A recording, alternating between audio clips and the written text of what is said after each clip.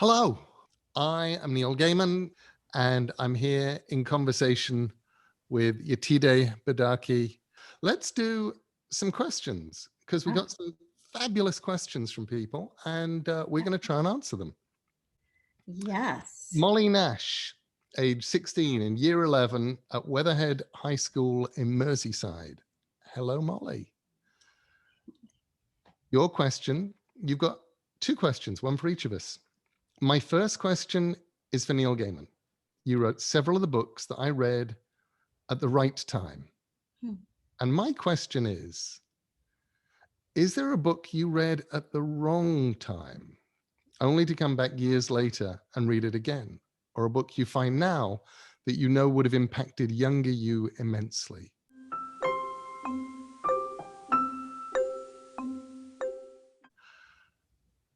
I love that question. I've never been asked that question before. And I've been doing this writing and answering questions thing for so long that normally I have a semi-prepared answer for everything, or at least I've answered everything before. But no, what a great question. So books that I read at the wrong time and came back years later and read again. There are a few. There were books.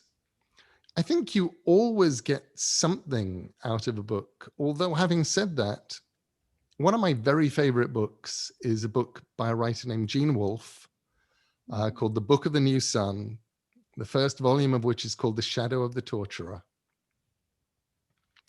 And I read it, I was 20, maybe 21, and I read the first few chapters, and I just thought it was complicated and dull.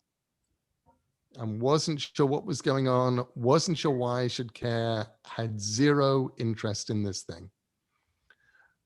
And maybe a year later, somebody gave me the second book in the series, the Sword of the Conciliator. So now I had two books.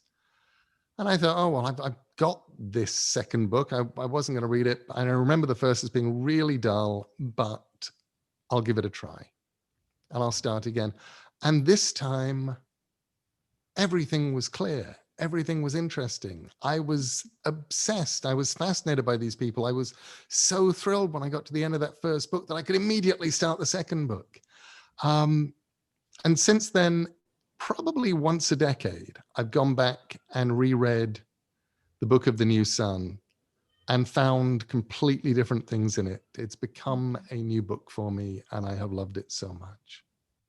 A book I found now that I would have impacted my younger self immensely. I wish that Diana Wynne Jones had written all of her books before my childhood or at the beginning of my childhood, so that as a kid, I could have discovered Diana and had all of those books there, had Witch Week and Howl's Moving Castle and Black Maria and Archer's Goon and Dog's Body and all of those books in my childhood.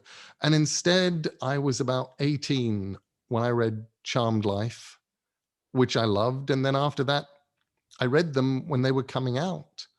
And I made friends with Diana because she said that I was the first adult who'd liked her books. I met her in about 1985 or 86 and just said, I think you're one of my favorite writers, if not my favorite writer. And we talked about her stuff. And she's like, normally I only go to schools and talk to kids and I meet teachers. And I love Diana. I've read her works to my kids. I recommend her to everybody, but I wish that I'd had her when I was a kid too. That was an incredible question, an incredible answer. It looks like, hi, Molly, you had a question for me as well. When you found out you got the role of Bilquis, what was your first thought? Did you know much about Neil Gaiman and his works?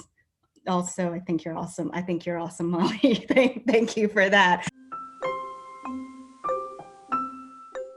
I think I kind of went into it a little bit about what a huge Neil Gaiman fan I am, and have been for quite a while, which it cracks me up that you didn't realize that, Neil. I had no idea. All that I just thought, time. I thought you were this cool, elegant, mysterious Nigerian actor who appeared in our lives, and So yes, to answer the question, big fan of Neil, have been for quite a while. And I know there was another part to your question. So what was my first thought of the role of Bilquis? I had read this when it came out. I had read American Gods. So that was years before. And I remember Bilquis jumping out to me. And what really stuck out was this feeling of this woman trying to find her place in the world, um, find her relevance in the present day world, and also as being an immigrant, someone who came from Nigeria to the United States. I could really relate to a lot of what does it mean to exist in this new space. So she really resonated with me. And I had then years for that to marinate before I received this, these sides, which are the pages of the script that you're going to audition with. And it felt like years of thought on this beautiful work were now able to find expression in that moment. So here's one. I think it's mostly for you, but I'll read it out. My name is, and I'm going to say your name wrong, I'm sorry, Pamela Aparecida, 15 years old, Brazilian, and from Eco School. My question is for both. But I want to hear Yetide's answer first. I'm still learning English and will start acting classes next year, but I don't know if I'm able to be a good actress, even though I know that confidence comes from peace of spirit and self-trust. What are your tips to feel the scene, to make it seem real and so raw? Thank you.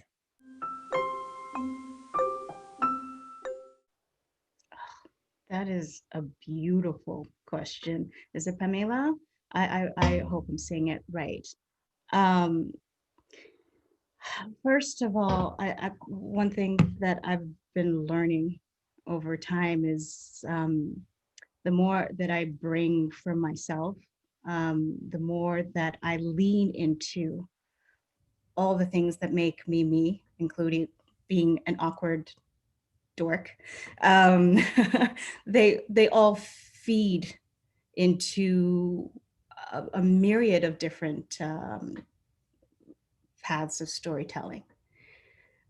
So I mean, I'm excited to see what you do, Pamela, because a lot of the things that I often thought were would get in the way of acting, of performance, of storytelling, I've actually found to have been some of my biggest strengths.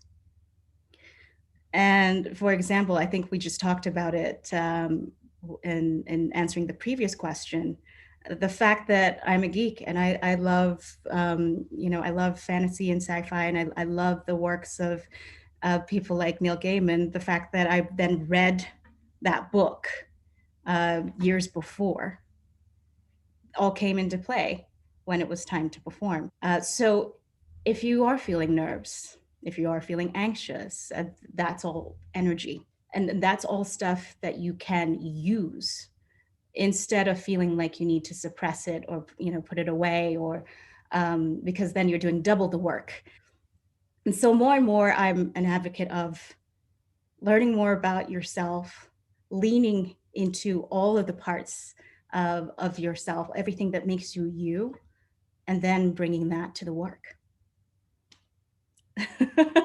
I hope that answers the question. That's such good answers. I almost don't get to act. I act a little, but when I do it, it's acting. I'll play me occasionally on TV shows. You were on The Big Bang Theory, right? I was on The Big Bang Theory in a comic shop, yeah, and I played me in The Simpsons and me and Arthur, things like that. And then there are little things I'll do, and then there's audiobooks and stuff. But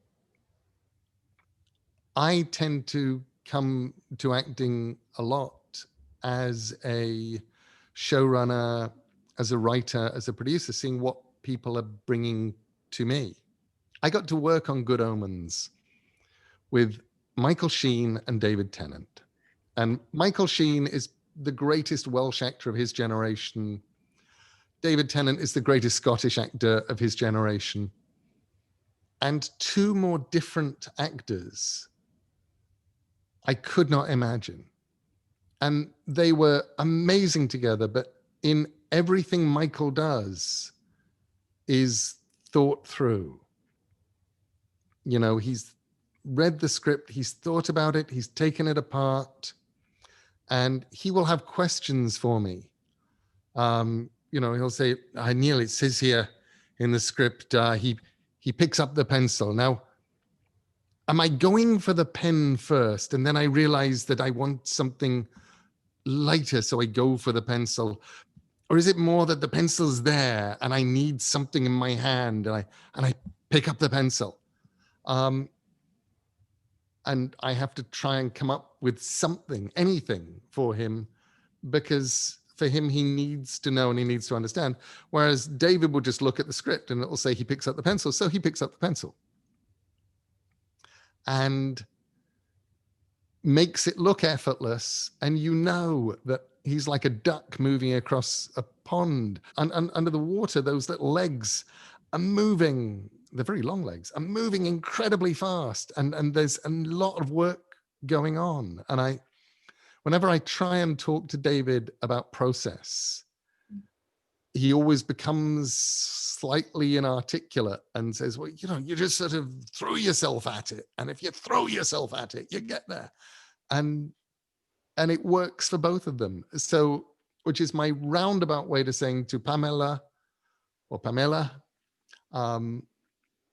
that you trust yourself. There is no right way. There is your way. And your way is whatever works for you. Don't worry about what other people do. Find your way, and that is the way. Okay. So this is from Rowan Clark, 16. Am I saying this right? This is a Variant College? That's how I would have pronounced it. Manchester. So Neil, do you want to ever write for Doctor Who again? If so, do you think you try and tackle the Cybermen again, or come up with another original concept like in The Doctor's Wife? You all know I'm a big Whovian, so I'm excited to hear this answer. You know, the one thing that I did not think that COVID would produce would be me doing Doctor Who stuff. And then we went into lockdown and the world got miserable. And I got contacted by Emily Cook from Doctor Who magazine to say, would I do some kind of video? And I contacted Arthur Darvill and Karen Gillan, and we did a thing called Rory's Story, a little video of Rory talking to an unborn baby that he could just film in lockdown. And then, having done that, I was contacted by the editor of a Children in Need anthology that comes on sale very, very soon, to say, would I write a Doctor Who story and would I use my character, the Corsair, who I'd invented for The Doctor's Wife?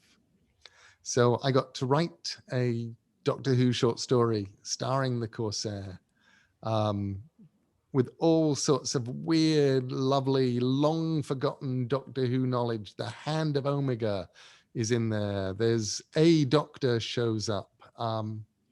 There's a parrot. There's all sorts of fun, wonderful, very silly stuff. And I loved doing it. And I always forget how much I love Doctor Who. And then I write some and it just makes me so happy. If I did another Doctor Who story, I'd want my own monster. It's something I haven't got to do. In The Doctor's Wife there was this sort of invisible monster, but the monster that I created, we didn't have the money to do, so we used an ood instead, which was lovely, because ood, who doesn't love an ood? And then I got to sort of upgrade the Cybermen a little, but I'd love to do my own. It's probably going to not be for a long time because my plate is so ridiculously full. But having said that, the lovely thing about Doctor Who is it's probably going to be around forever. And even if it dies and goes away, it regenerates and comes back. So Rami, also at Xaverian College, Manchester, wants to know for both of us, if we could invent a time machine, what would be the first thing we would do? Where would you go if you had a time machine? What would you do? I mean, the time machine for me would have probably only end up going in one direction, which would be the future, because there's been so much in the past that has not been very kind to people with the color of my skin. But another reason I'd like to go with the future is I would be searching for that place where we finally figured it out, where we finally evolved, when we finally did better. And I would want to go there. I would want to document that, and I would want to bring it back as a moment of hope, something that we could then aspire to. I love that. I would probably just turn into Cassandra at this point. Because, you know, there are all sorts of places that I would go selfishly.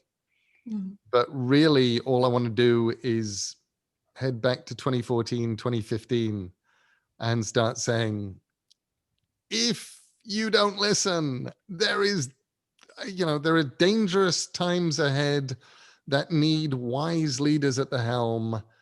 And this can go horribly wrong, please. And do everything I can just to get people to pay attention. And of course, I having read enough science fiction, I know that they won't pay attention because obviously we have to get here because that's how time works. But it would be nice, maybe, if they did. I feel like more stories may be coming from that. So next is Heather Taylor, 17, Holy Cross College, Manchester. All of your characters come across on the page as having some spark of life. Mine are full people in my head, but when I write them down, they seem to come across as flattened, a line sketch rather than a photograph. How do you create characters that seem almost to breathe? I imagine it takes a lot of practice. What a good question. I think the thing that I actually learned that helped me to do that was I started out as a journalist. And I started out as a journalist interviewing people. I was an interviewery kind of journalist. And I would have a little mini tape recorder, which is what we had before everybody had phones that also recorded voices. And I would record what people said. I'd record the whole interview. And then I'd transcribe it. And during the transcription, I'd get to learn how people spoke. And then when I finished transcribing it, there's 5, maybe 6, 7, 8, 9,000 words. And I've got a 2,500 word interview. So now I'm going to start compressing. And I learned so much about making it sound like the people. Finding the little ticks, finding the beats, finding the things that made them uniquely them, making them breathe, while not perhaps ever actually getting them to say a full sentence that they'd actually said, because you're squeezing and you're compressing. And I think that process of listening to tapes, of transcribing tapes, of writing interviews up was incredibly useful, because what I would do when I would write dialogue, and for me, it's the dialogue that brings people to life, is try and hear it. And then try and write down what I was hearing. What made this person different to everybody else? What made them talk differently? What were they doing? What were they thinking? What were they breathing? So that, for me, is how I try and do it as a writer. Heather, you had a second part to your question, which is how do you go about doing research for your writing, such as the various mythologies you make reference to, and deciding which parts to keep and which interpretations to explore further?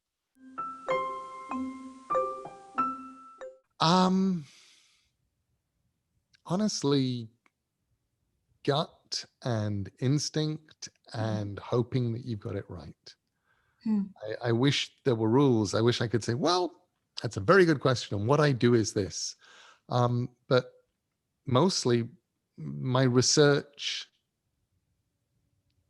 not always, but most of the time, tends to be stuff that I didn't know was research when I was doing it. What tends to happen is I get obsessed with something, and my obsession happens, and I suddenly I really need to learn all about, the Mesolithic stone circles. So I learn all about them because I'm really interested. And a few years later, I get to a point in a story and I'm like, oh yes, my Mesolithic stone circles, they fit right in here. And I kind of know what I'm talking about. And it doesn't feel like you've gone out and researched something. It feels like something you knew. My favorite of those was probably a Sherlock Holmes story that I wrote called A Case of Death and Honey, which is set mostly in China and set amongst bees and beehives. And I spent, several years before I wrote it doing long trips through China. And I also, through most of that time, been a beekeeper.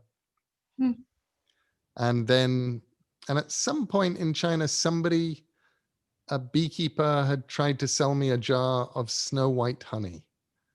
And that snow white honey had stuck in my head as an interesting thing.